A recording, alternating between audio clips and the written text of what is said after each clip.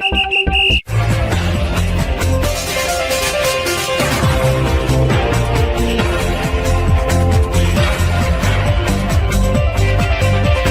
আলাইকুম প্রিয় দর্শক, প্রিমিয়ার স্পোর্টস খেলার সংবাদে স্বাগতম। আমি মুক্তাদির শামীম ওয়ালিদ আর আমি দিলরুবা খানম স্মৃতি। চলুন শুরুতে দেখে নেই সংবাদ শিরোনাম।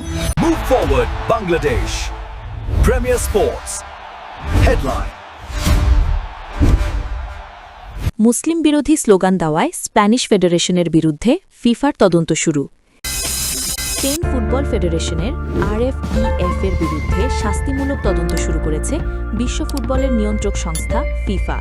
স্পেন ও মিশরের মধ্যকার এক প্রীতি ম্যাচে ইসলাম বিদ্বেষী স্লোগান দেওয়ার অভিযোগে এই পদক্ষেপ নিয়েছে সংস্থাটি।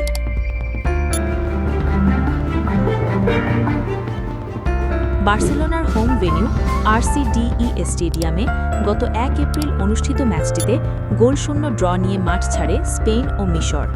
ফলাফল ছাপিয়ে আলোচনায় উঠে এসেছে ম্যাচ চলাকালীন একদল দর্শকের দৃষ্টিকটু স্লোগান, যে লাফাবে না সে মুসলিম, এমন আপত্তিকর স্লোগান দেয় দর্শকেরা। বিষয়টি দ্রুতই আন্তর্জাতিক অঙ্গনে সমালোচনার জন্ম দেয়। মঙ্গলবার এক বিবৃতিতে ফিফা জানায়, মিশরের বিপক্ষে প্রীতি ম্যাচে ঘটে যাওয়া ঘটনার প্রেক্ষিতে স্পেন ফুটবল ফেডারেশনের বিরুদ্ধে শাস্তিমূলক কার্যক্রম শুরু করা হয়েছে। ESPN জানিয়েছে, এই ঘটনায় বড় অঙ্কের আর্থিক জরিমানা কিংবা স্টেডিয়াম দর্শকশূন্য রাখার মতো শাস্তি দেওয়া হতে পারে RFEF-কে। দর্শকদের ওই স্লোগানের বিরুদ্ধে ক্ষোভ প্রকাশ করেছেন বার্সেলোনা ও স্পেন জাতীয় দলের তরুণ ফরওয়ার্ড লামিনে ইয়ামাল। এই মুসলিম ফুটবলার বলেন, এটা সম্মানের অভাব। যারা এমন আচরণ করেছে তারা অজ্ঞ ও বর্ণবাদী। আমি মুসলিম, আলহামদুলিল্লাহ। তুমি লাফ না দিলে মুসলিম, এমন স্লোগান দেওয়া হচ্ছিল।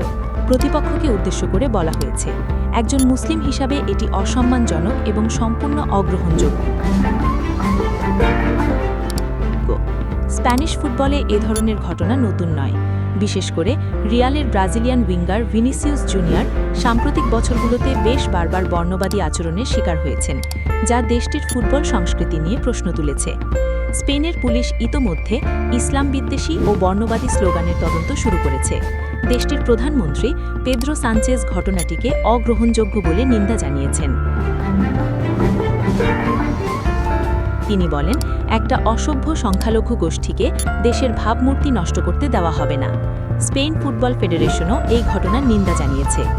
এই ঘটনায় ব্যতিক্রম প্রতিক্রিয়া জানিয়েছেন রিয়ালের প্রধান কোচ আলভারো আরবেলোয়া। আলোচিত বিষয়টি নিয়ে তিনি বলেন, যদি তাই হতো, অর্থাৎ যদি স্পেন বর্ণবাদী আচরণের দেশ হতো, তাহলে প্রতি সপ্তাহে সব স্টেডিয়ামে এমন সমস্যা দেখা দিত। হ্যালো বন্ধুরা, আপনার চ্যানেল কি প্রিমিয়ার স্পোর্টস? এখনই সাবস্ক্রাইব করুন।